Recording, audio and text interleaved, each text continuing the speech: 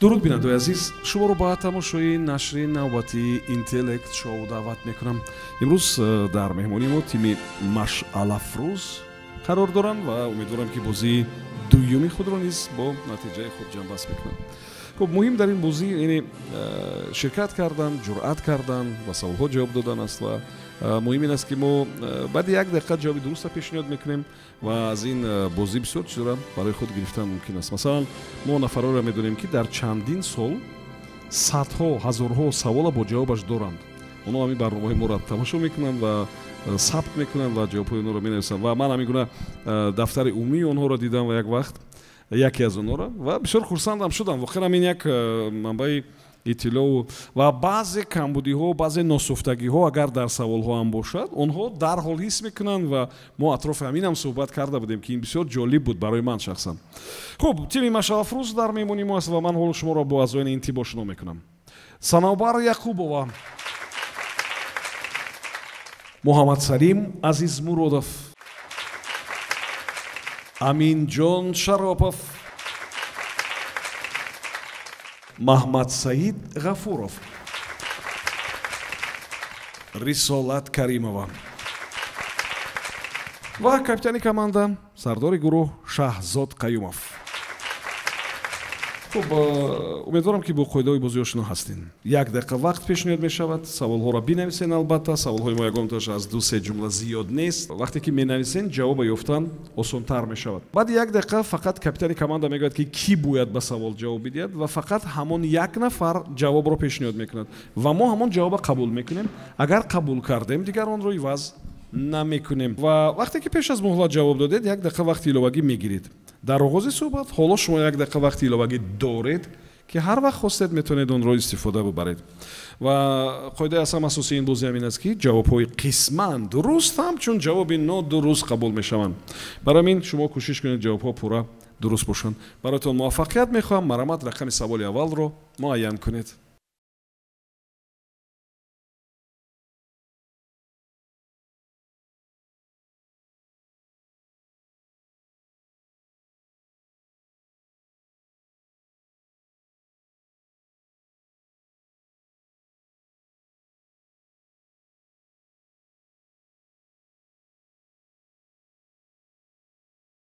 пиши патологӣ ба дуздӣ дар ҳошияи мушкили равонӣ яке аз нишонаҳои бемории равонӣ аст. яъне он вақт шахс чизеро медуздад ки баъзан шояд тамоман барояш дар кор нест ва ҳатто як арзиши бисёр ночиз дорад. баъди ин гуна дуздӣ гӯё устухонаш ором мегирад. ҳамин ҳолатро бо як калима ифода мекунанд. ин кадом калима аст? яъне баъзан шахс чизоеро медуздад ки ё ҳар молу ашёе ки масалан беназорат аст, онро мегирад, меравад. шояд мақсади ниҳоию асосияш аз хона баромадан ин дуздӣ набуд, лекин вақте мебинад куҷое гузошта шудааст ва ҳатто баъзан чизҳое ки арзишам надоранд, онҳоро медузданд. хуб, ва баъди ҳамин гӯё ки устухонаш ором мегирад.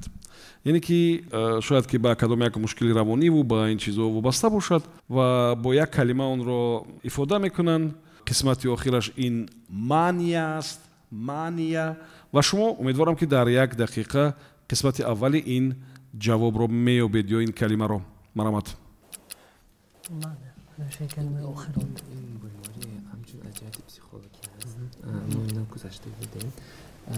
وقتی چقدر از خودم من خیلی یکی معنیه مثلا با فکر من که کلیپ تمانیه اگر من خطا نکنم کلیپ تمانیه اگر من خطا نکنم تمامه پیش از وقت جواب بدم اگر امکان میشد من فکر کلیپ تمانیه برای من فکر کردم داره اگر به همین ریشه علاقه‌مند بودم با من اگر چون ریشه کنم آخر اون معلومه کسی که آدم همین کنه آدم دوستی کرد بعد آرام میشه دیگه این حادثه خودش نمیگه بله ممکن که کلیپ تمامه همینجا شما رو نمیتونم بکنم جواب بدید як дақиқа вақти шумо сипарӣ шуд. марамат. ки ба савол ҷавоб медиҳад? ба саволи мо аз гурӯҳи мо ба ин савол ҷавоб медиҳад Шаропов Аминҷон. марамат Аминҷон. ҷавоби дуруст ин клиптомания бошад. این خیلی بیماری است که از جهت پسیکولوژی خیلی بسیار آدم‌ها اذیت میکشن وقتی که اونا دزدی میکنن بعدی آنها نمیگویند که اونا دزدی کردن و این دزدی ناگهان میگذرد وقتی که این دزدی کردن اونا خودشون آرام حس میکنن یعنی کار خود رو کرده و بسیاری این چیزی دزدیشون میتواند هر چیزم باشد از معده شده تا یک روچکه را از بالای میز کاری شما میگیرن و با همین به قول خانوادمند میشن و اینا میگن کلپتومانیا همینطور؟ بله خوب من اول فکر کردم که شما جوابی درست مییابید راستی گپ اول فکر کردم که شما مییابید ولی وقتی که اکنون شما جواب پیشنهاد کردین باوری حاصل کردم که یافتید آفرین درست است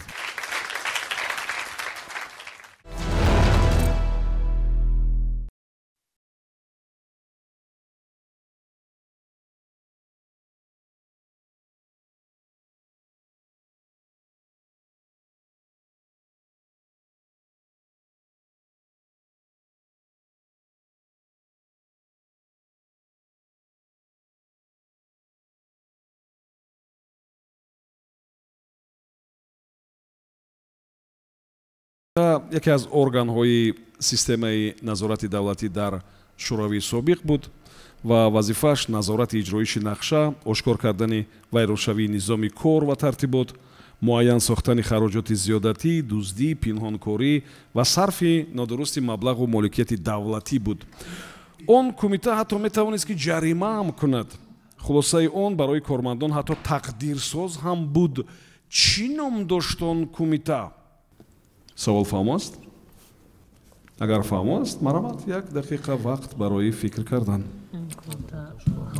زمان اساسی و واسه میشد به تاریخ این تاریخی است زمانی که زمان کمونیستی یعنی زمان اتحاد شوروی در این کمیته میتونست است ضد یعنی فسادکاری و دزدی و مبارزه برد و حتی که خودش میتونست است که چی کند جریمه کند یعنی که همون نام کمیته چی است و وقت کدوم کمیته بود چند کمیته را اون کمیته را نمبر کنید که در همون وقت بود ولی کمیتت میگفتم کمیتت مثال یکون ارگانی شوری و یعنی علاقمند با حربی حربی همین در شوروی نمیدونم KGB هست لیکن KGB شوروی اینجا این کمیته کمیتت Вспомните Жириновский указ, понимаешь, он чест. Красная книжечка у них же есть.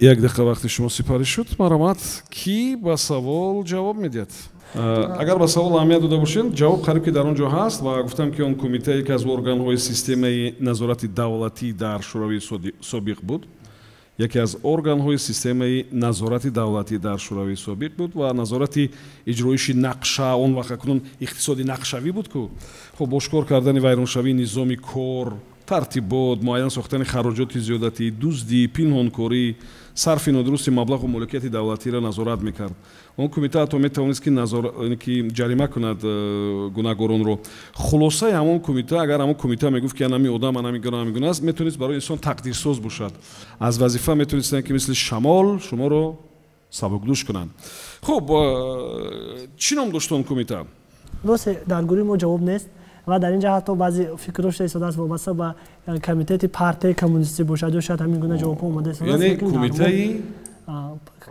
پارتی کمونیستی یعنی که همون وقت ما می‌شد در کمیته پارتی کمونیستی درست شد همین جمله بندی اصلا نه چون که وقت یک حزب بود نه حزب کمونیستی در اینجا شاید کمیته نزدیکتر به همین حزب شاید باشد کمیته نظارتی من برای شما کمک میکنم نظارتی مبارزه بر ضد فساد بلندتر مبارزه بر ضد فساد نظارتی ضد فساد یا نظارت فساد نظارت ضد فساد خب به هر صورت اجابه قبول میکنیم و میگیم که جوابی نادرست است کمیته نظارت خلقی میگفتن народный کنترل کمیته نظارت خلقی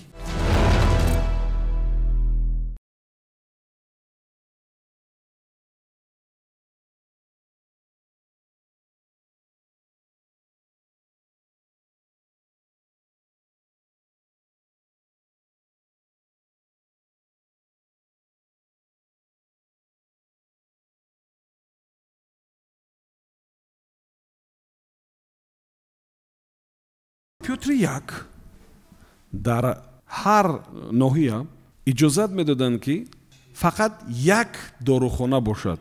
Дар ҳар ноҳия як дорухона бошад.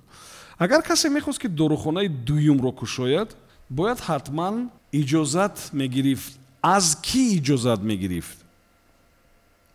савол фаҳм аст? марҳамат, як дақиқа вақт фикр кунед. خب کی چی فکر داره؟ دکتر که نقدر وزنده خوب نیست. چون همینجا گفته است که هر یک نوحیه تنها یک داروخانه است. نگاه کنید برای چی در یک نوحیه یک داروخانه؟ چون که همین داروخانه رو وقتی که آدمان دیدن گیرن هم بیمار میشوند. برای همین کوشش میکردن که یک دانه کم باشد داروخانه. اگر زیاد باشد آدم‌ها با همجاز توجه کرده دارو خریدن میکنن. اکنون نگاه کنید که در یک نوحیه یک تا اگر دویمش اکشن شود از کی پرسید؟ اگر هم یا پسیکولوگ میپرسد یک وریانت یا پسیکولوگ میپرسد در زمان پیوتر یک یا از رئیس ناحیه در زمان پیوتر یک تکوینم کی نبوده ایشون در پسیکولوژی چون همچون من پادشاه بود دولتی وای نبود پر از بیماری اون دوره پر از بیماری як дақиқа вақти шумо сипарӣ шуд. марҳамат, сардори даста ки ба савол ҷавоб медиҳад? فکر و عقیده ها گوناگون بودن و ما به همین خلاص آمدیم که شاید همین اون نفری که اگر در همین نوحیه یک داروخانه هست و اگر خواست اون رو داشته باشد که یک داروخانه دیگر بکشاید و شاید از داروخانه همون صاحب وای داروخانه برای اجازه گرفت که چگونه من مقصد همین داروخانه رو کشاید. یعنی که اگر شما می‌خواستید که داروخانه کشوین، باید که حتما صاحب داروخانه که الکای فعالیت میکند به شما اجازت میداد. همینطور؟ ممکن که شما چیزی که گفته در هر یک ناحیه یک تا داروخانه باید باشد. وقتی که دو تا داروخانه کشیدن باید اجازه میگیرید. از کی ممکن که هر یک ناحیه به خودش همچون رئیس داشت. شاید که از همون رئیسش اجازت میگیرید برای دوم ساختن. اینا منطقی است. اینا منطقی است. مرحمت کدوم جواب قبول کنم من؟ همین جواب یکم در نباشد میمونیم. جواب یکم قبول میکنیم. یعنی که باید از صاحب داروخانه که کار کرده ایستاده است، از صاحب اون باید اجازه ما گرفت. نه؟ قبول کنم این جواب رو؟ بله. این جواب قبول میکنم این جواب رو. واقعا هم جواب دویمه که شما پیشنهاد کردین، یعنی که از رئیس نوحیه، این کاملا جواب عجیبی بود. اگر شما همون جواب رو پیشنهاد میکردین، خطا میکردید. زیرا که جواب شما کاملا درست است. یعنی برای اینکه داروخانه دیگر بکشوییم باید از صاحب داروخانه که مثلا الکای فعالیت دارد باید او راضی میبود و بعد میکشودید.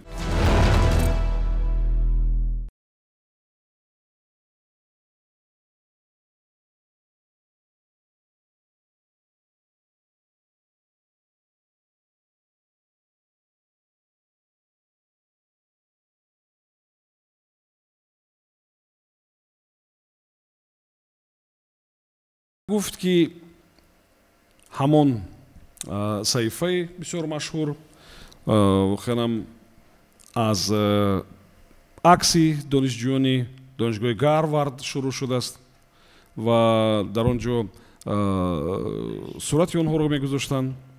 خب و بعدتر این صحیفه یکی از صحیفات بسیار محبوب و مشهور گشت. شما باید یک دقیقه گویید که گپ درباره کدام صحیفه میرود. یعنی که اولتر از همه از صورت دانشجویان دانشگاه هاروارد پیدا شد این چیز. خب یعنی که اونجا صورت دانشجویان دانشگاه هاروارد میگذاشتن و بعد این به قول تبدیل یافت به یک صحیفه که خیلی محبوبیت داشت و دارد. یک دقیقه وقت فکر کنید. مرحمت. اکنون نگاه کنید از مکراس با یادتون داده میکرو اما کاملی ندارد چون درسته هست فیسبوک چون هم فیسبوک چون یا وابسته با پیدایشش باید فکر کنید که این پیش از فیسبوک یکم چه بود یا نبود به هر حال وقت دارید پیش از فیسبوک نبوده توییتر و اینو بدتر بود چون صحیفه اولده فیسبوک باید فکر کنید نبوده سایت چی سامونه بود لیکن چی دیگه خیلی بود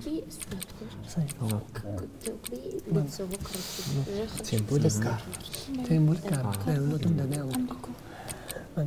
шабакаҳо буданд, лекин интернет набуданд. боз дар инҷа гап аст акси донишҷӯ. фейсбук. бояд ҳамин бошад. бале.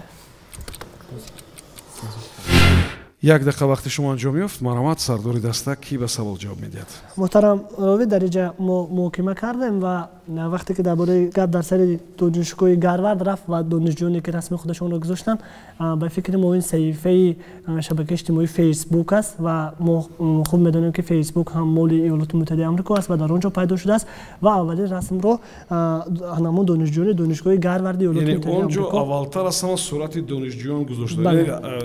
Сурати донишҷӯёни донишгоҳ буд, як саҳифае ки барои онҳо буд ва баъдтар ин ба як саҳифаи бисёр машҳур табдил ёфт. Хуб, ин ҷавобро қабул мекунем. қабул мекунем. мо одатан ҳамин гуна аст ки ҷавобҳои нодуруст ҳам аввал қабул мекунем ва баъд мегӯем ки дуруст аст ё нодуруст аст. хуб, аммо ҷавобе ки шумо пешниҳод кардем ҷавоби нодуруст нест. ҷавоби дуруст аст. офарин. фейсбук аст. инҷо гап дар бораи фейсбук меравад.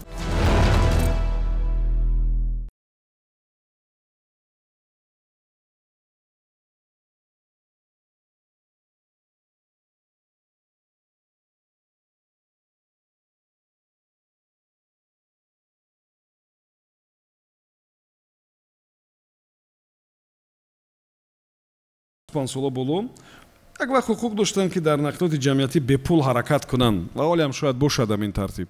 дар Рио де Жанейро бошад барои ронандагон аз соати 22 шаб то 5 субҳ як вақт иҷозат дода шуда буд ки ба хотири кам кардани хавфи ғорат шудан ҳамон корро метавонистанд ки анҷом надиҳанд. фақат аз соати 22 шаб то соати 5 субҳ. гап дар бораи кадом кор меравад? марҳамат, як дақиқа вақт фикр кунед.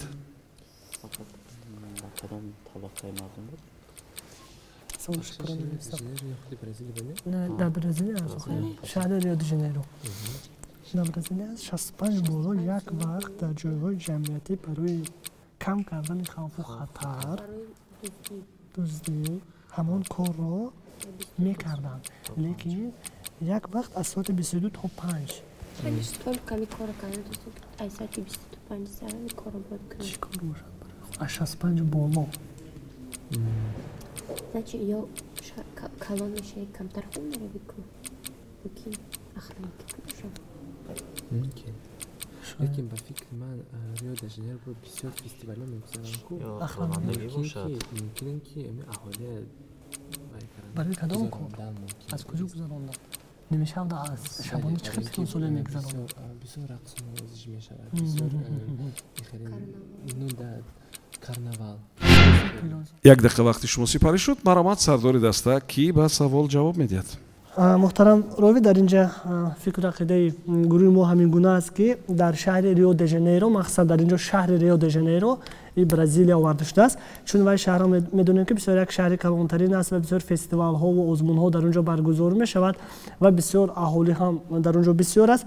از همین حساب از ساعت 2 تا ساعت 5 برای سن و سال 22 بخشش از ساعت 10 شب تا ساعت 5 صبح برای پیرانسالان اجازه داده می شد که مثال برای سیر و گشت برای گذراندن. شما سوال رو نفهمیدید. شما سوال رو نفهمیدید. ما گفتیم که در برزیل من برای مثال گفتم که مردم 65 ساله بالا حقوق دارن که در نقلیات جمعیتی به پول حرکت کنن. این یک قسمی سوال است. اما اون چیزی که گفتیم که برای ریو د ژانیرو داخل دارد برای رانندگان است. عموما رانندگان همان کار رو میتوانستند که از ساعت 22 تا 5 صبح انجام همون کار رو انجام ندهند. یعنی کاری که در ساعت‌های دیگر حتما باید اون رو انجام بدی، حتما. اما از ساعت 22 تا 5 صبح میتونستن که اون کار رو نکنن. چی کار بودن؟ با همین سوال شما جواب رو غفوروف محمد سعید پراتر کرده با همین روش میفهمونم. تشکر محترم راوی وابسته به سوالی که پیشکش شد ما به خلاصه اومدیم که از ساعت 22 شب تا ساعت 5 سحر همین رانندگان رانندگی نمی‌کردند به خاطر همون خوف و خطر رانندگی نمی‌کردند به خاطر که همون خوف و خطر در یک دوره معین گفتیم чаро бояд ронандагӣ накунанд? 22 шаб то 5 субҳ вақти ронандагӣ аст, роҳҳо холӣ аст, ҳамин вақти мошинронӣ аст, бовар кунед. дар савол албатта як вай буд ки яъне ҳамон коре ки як рӯзона давраи бояд муайян анҷом буд. медоданд, шаб метавонистанд анҷом надиҳанд. бале ба хотире ки чӣ қадаре ки ронандагӣ зиёд мешуд, ҳамон қадар хавфу хатари дуздиву ва гуфтем ҷинояткорӣ ки зиёд мешуд. гуфтем ки мақсад ин кор шумо шояд нанавиштем, ба хотири кам кардани хавфи ғорат шудан буд. бале ҳамон корро ба хотири кам кардани хавфи ғорат шудан метавонистанд ки накунанд. шояд аз соати 22 то 5 иҷро намекунанд.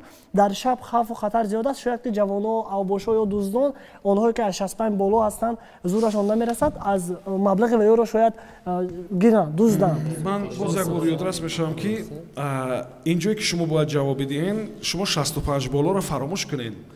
او چیزی که برای پیروسالان گفتیم این برای یک کمک تحریک دادن اندیشه شما بود و ما این جواب قبول میکنیم. جواب نادرست است البته. خب خیلی نزدیک اومدین ولی نادرست است جوابتون، به خاطری که نتونستین اندیشاتون رو متحد کنین، جمع کنین. به خاطر چی؟ وقتی از ساعت 22 تا 5 صبح به راننده‌ها اجازه میدادن که در چراغک سرخ نایستند. فهمیدین برای چی؟ به خاطر کم شدن خوف غارت. وقتی که در چراغک میایستاد کسی میتونست درش شاید تیرزش بشکند، سومکش از پشت ماشین بگیرد، او را از ماشین فرارد، غارت کند اون رو. و وقتی که سطح جنایتکاری بلند می شود، به مردم اجازه میدن که از ساعت 22 تا 5 صبح در چراغک سرخ هم حتی نایستند، به خاطر کم شدن خوف غارت شدن.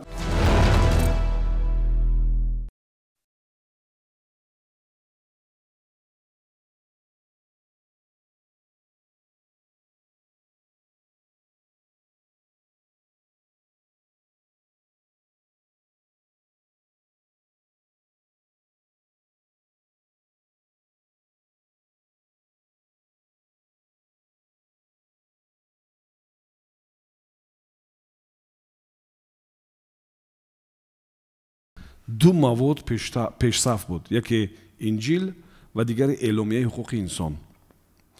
سال 1992 با این دو مواد باز یک حجت دیگری هم نزدیک شد که آن را هم بخشیده با 500 سالگی نوشته شدنش با قریب 500 زبان و لهجه ترجمه کردن. شما گویید که آن حجت چی نام داشت؟ این کدام حجت است؟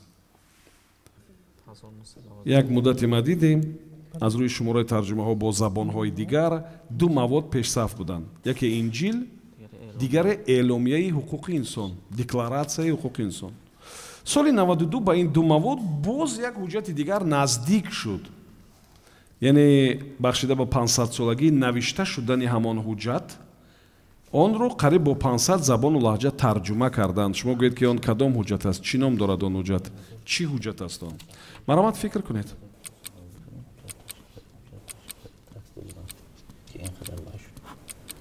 اگر سال 1992 500 ساله باشد، این حجتی است که سال 1492 ترتیب داده شده است.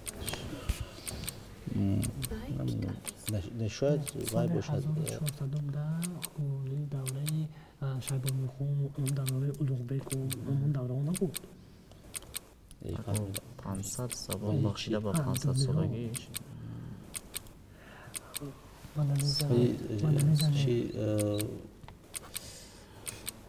ممکن که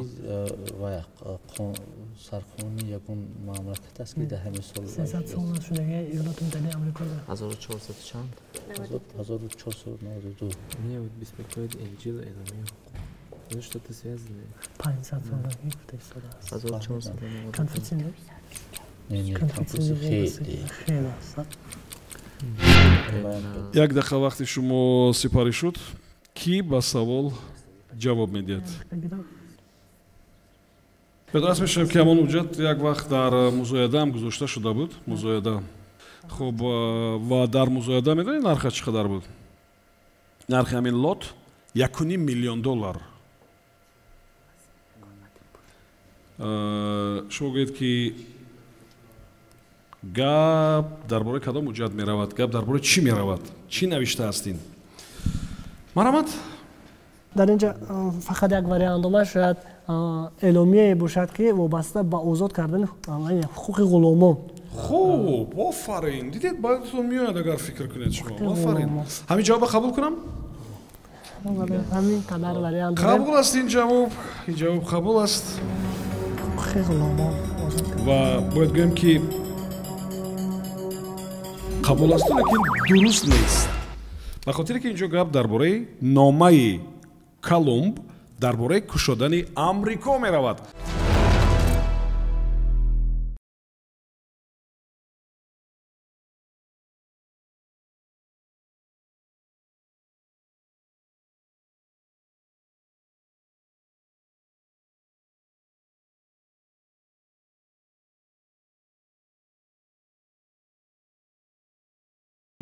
کیوری، نمیدونم راسل، بورن خب خلاصه همین شخصیت های بسیار مشهور در سوی علم اینی که جمع شده بودن و آنها مقابل یک استفاده انرژی یادرویی اینی که با مقصدهای نظامی صدا بلند کرده بودن خوب و تابستان سال 1957 بود که یک حرکت هم به میان آمد و آن را آلمان اداره میکردند و مقصد آنها این بود که همین دستاوردهای علم با مقصدهای نظامی استفاده نشود و انا همین اولین کنفرانس که برگزار کردند به نام یک جای گذاشته شده است همان جایی که این کنفرانس در اونجا برگزار شده بود و این جای در کانادا است و شما باید یک دقیقه به یاد بیارید که چی نام دارد همین موضع همین منطقه همین جای همین محل که به نام او گذاشته شده بود همین کنفرانس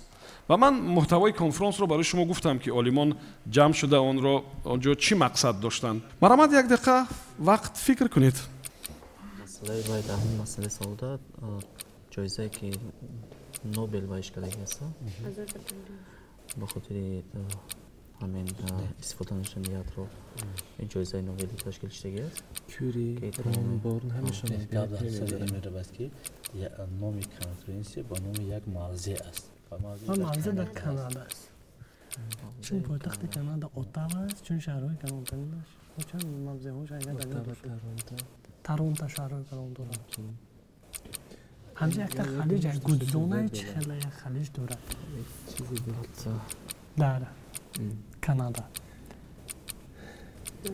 ایز که چون در کانادا کدوم موضوع رو گفتم ممکن نیست در اونجا خلیج از گودزون هست واسه چطور در کانادا توری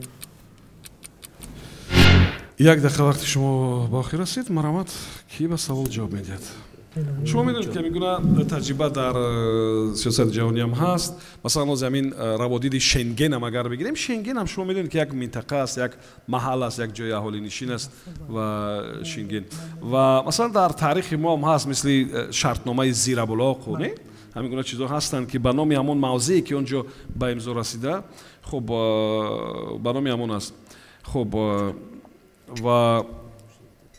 و این حرکت نیست همین گونه بود و عبارت بود از این یک حرکت بین المللی غیر حکومتی آلمان بود خب مقصدش گفتم که اکنون با مقصدهای نظامی استفاده نبردن همون یاروق هسته‌ای و نظارت همین گونه یاروق هسته‌ای و خب امنیت بین المللی و همکاری‌های بین المللی و خاص همین چیز بود مقصدش خب و اگر خطا نکنم 11 عالم سطح جهانی مثل اینشتین و مثلا کیوری و خب بورن و راسل و نمیدونم روتبلات خب خلاص همین 11 کس این در این حرکت یعنی فعال بودن با کدام نام مشهور است محترم روی در اینجا دو موضع کانادا رو باز داریم یا پایتخت کانادا شهر اتاوا یا یکی از شهرهای دیگر موضع و شهر تورنتو و اتاوا بله خوب قبول است درست و نادرست است خب اما منطقه نام داشت پاگوش نام داشت و حرکت آلمانی پاگوش با همین نام مشهور است خب و مقصد این حرکت رو ما برای شما گفته بودیم این در گرافگری کامبرلند است در کانادا خب و که کناری یک دریاچه هم هست با همین نام پاگوش نام دارد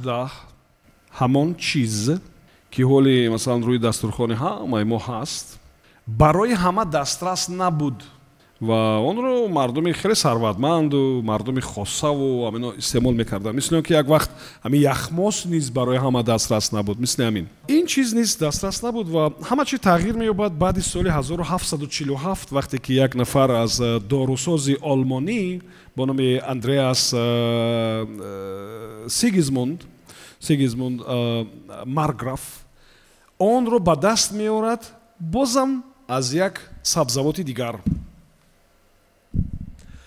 гап дар бораи чӣ меравад? шумо ҳам бояд ёбед ки инҷо гап дар бораи чӣ меравад ва ҳам ёбед ки ин кадом сабзавот аст ки аз он ҳамон чизро истеҳсол мекарданд.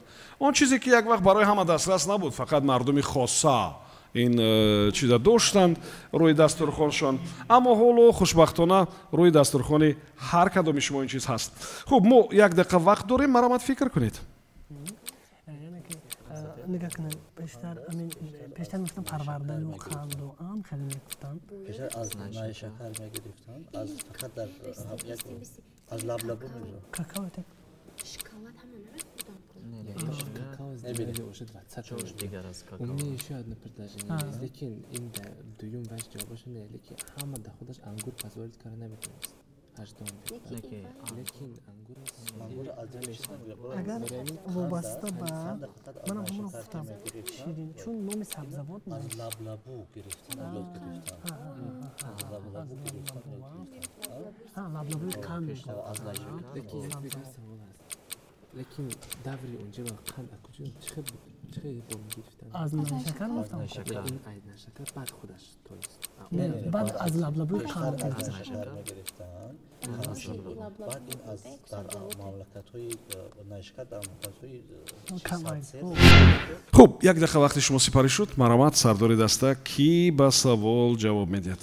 محترم روی در اینجا بسیار یک بحث شد در عصر 18 یعنی که قند که از نیشکر میگرفتن اونقدر معمول نبود و اویسویسه پس از سال 1747 از نیشکر از سبزوات به گروه سبزوات وارد میشه؟ نه، ما گفتنی بودیم که از لبلبو بعد لبلبوی قند میگرد اول یعنی اینجا گپ در روی قند میرفت اول قند و اون بود رو یک داروساز فکر کرده بود بعد از لبلبوی قند انا همین از سبزوات همین قند یعنی که زیاد شد. خیلی فکر میکنید شما همین جوابا رو شما از کجا میابید؟ جواب قبول کنم یا که واریانت دیگر دارید؟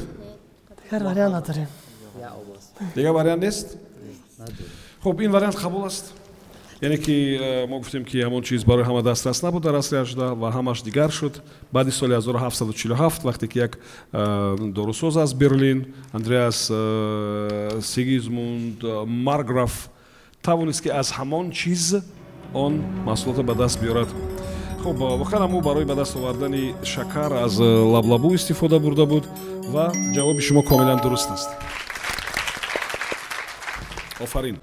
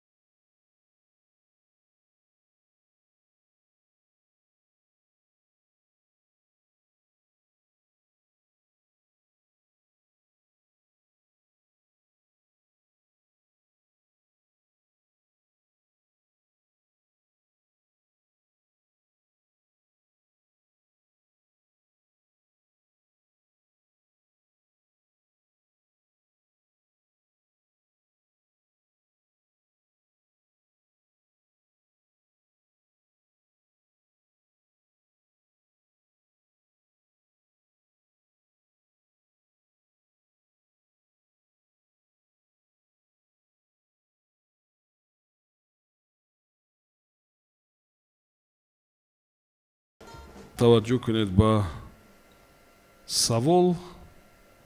дар қисмати сикказанӣ ва хазинадорӣ дар Санкт Петербург як қоидаи бисёр аҷоиб вуҷуд дошт, ки як гурӯҳи мардумро як машғулияти як хобби тамоман аҷоиб доштанд, ба кор намегирифтанд.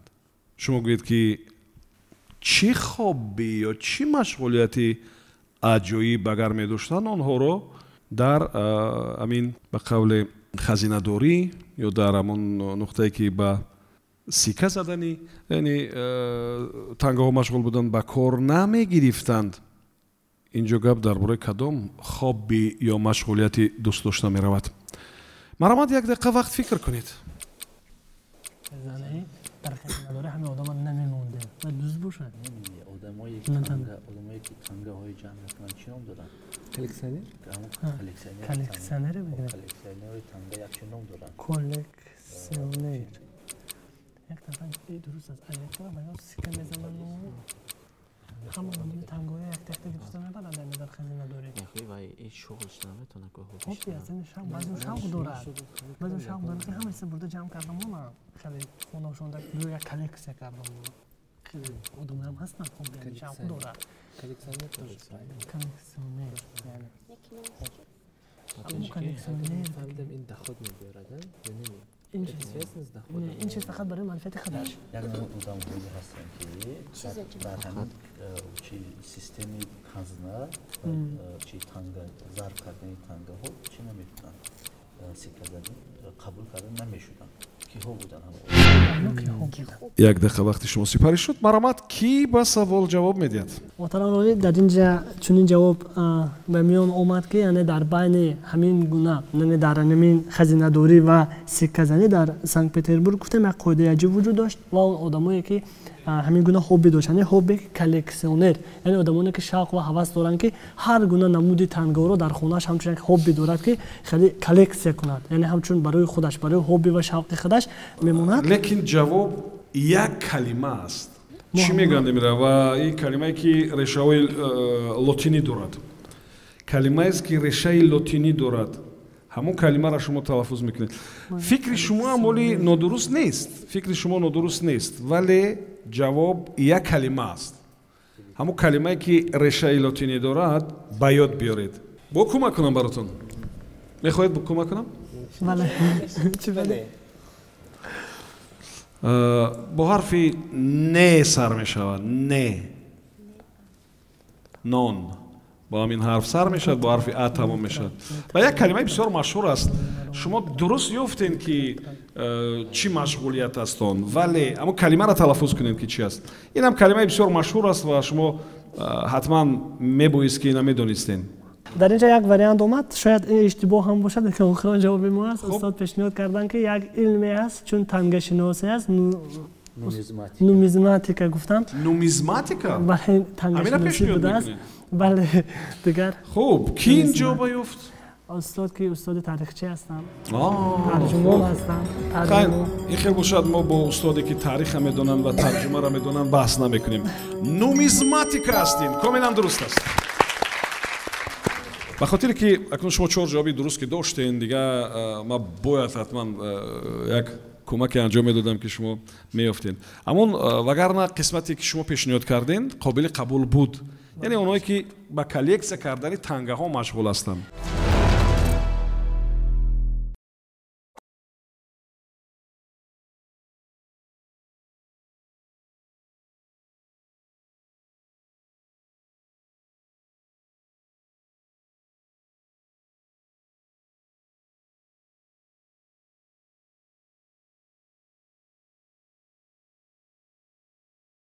سوال میگویند که از همون تجربه هنوز در عصر 15 در ونیتسیا کشتیسازان استفاده می‌بردند از همون تجربه.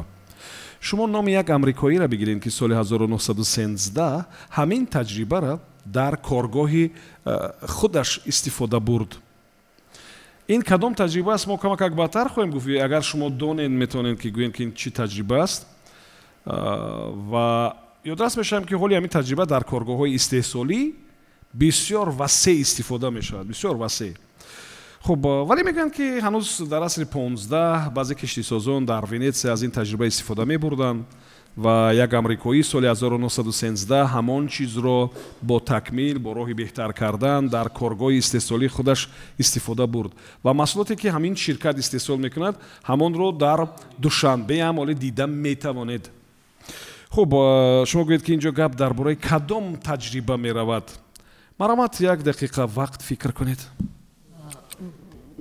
که جایی که پری آب هست کشتی خودشون هم گفتن موش بیدم اون امریکانیست تجربه میکرد که درنی آب بیند.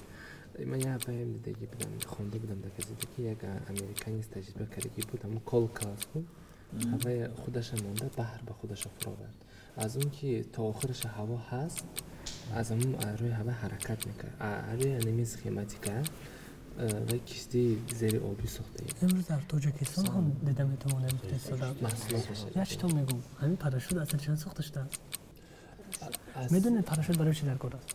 برای شما خط همون نه؟ لیوناردو داوینچی ساخته است و مثال خود در تاجیکستان برای چی هست؟ مثال اون در ایدو میبینیم که وای پراشوت‌های کلام اون کلام نوشتگی هم هزار مثال سنجد علاقه دارد لیوناردو داوینچی همین چیزا فقط افتاد. مثال پراشوت میگم من با چیزی گفتم که مثال کشتی برای حرکت کردنش همین لاته شمال همین در حرکت میکنه و یک دقیقه وقتی شما سپاری شد مرامت سردار دسته کی به سوال جواب میدید؟ در موافقه همین و ما گروه ما دلتا پلان یعنی که پیشنهاد کرد. دلتا پلان این آمریکایی کدامش بود کن؟ دلتا بود آمریکایی یا که پلانش هست آمریکایی؟ دلتا. برای که حتما آمریکایی باید نام نسب داشته باشد. لیکن در اینجا باز یک راست که جواب یاد من اومد که اینجا هم گروه های من تا چند روزه هم روشتن لیوناردو داوینچی رو در نظر داشتم که لیوناردو داوینچی برای اون که مثال وقتی که کشتی ها حرکت میکنن در اونجا همین لاته هایی بودن که وقتی شمال میاد و کشتی رو به حرکت میدارد هرچند زودتر پیشتر میبرد و همین چیز رو لیوناردو داوینچی بعدتر حاضر ما گفتیم که حتی در تاجیکستان هم استحصال کردن میشه. ما بعضی جشنواره ها رو میبینیم که پراشوت های کلونه که مثال تاجیکستان با پیشو پرچم تاجیکستان رو ساختگان این رو البته در همه کشورها ساخته میتونن. جواب قبول میکنیم؟ بله قبول میکنیم و باید بگم که اینجا بینو درست است ولی حسابی که شما بزرگ جمع بس کردین حسابی قابل ملاحظه است حسابی خوب است به قوله از 11 امکانیت شما 5 جوابی درست داشتین و این یکی از بهترین نتیجه است. خب اینجا گپ درباره هنری فورد میرفت و این استحصال کنویر بود یعنی طریق کنویر شما معلومات دارین یعنی که یک تجهیزات خط استحصالی است از اول یک تنوکه است آهسته آهسته میاد میشود دری یخدان بعد میرود قسم‌های دیگرش پیوست میشود با همین لنت حرکت میکند و در آخر پیدا میشود یخدان. ماشین هم همین گونه است طریق کنویر حرکت میکند آهسته آهسته آمدن میگیرد و تا نقطه آخر که میرسد ماشین تیار است و میتواند که فعال شود. این خط استحصالی است یا همون کنویر. خوب است بازیتون بسیار خوب بود. تشکر میگم برای شما بیننده عزیز. این تیم نام داشت مشعل افروز و استادانی یک مؤسسه عالی تعلیمی دانشگاه دعوتی زبان‌ها اگر خطا نکنم نه در برنامه ما اشتراک داشتند و امیدوارم که یک بازی بسیار خوب هم نشان دادن. تشکر برای شما، سپاس برای شما بینندگان عزیز، برای مؤلفان سوال‌ها نیز همچنین. امیدوارم که ما امروز توانستیم که بخرم 11 سوال و جواب‌ها را برایتان پیشنهاد کنیم. امیدوارم که قید میکنید که جای می‌نویسید و البته در کار میشود. برای شما هم سپاس برای یک بازی بسیار خوب. صبحان جلیلوف بودم. تا برنامه دیگر کامیاب و موفق باشید.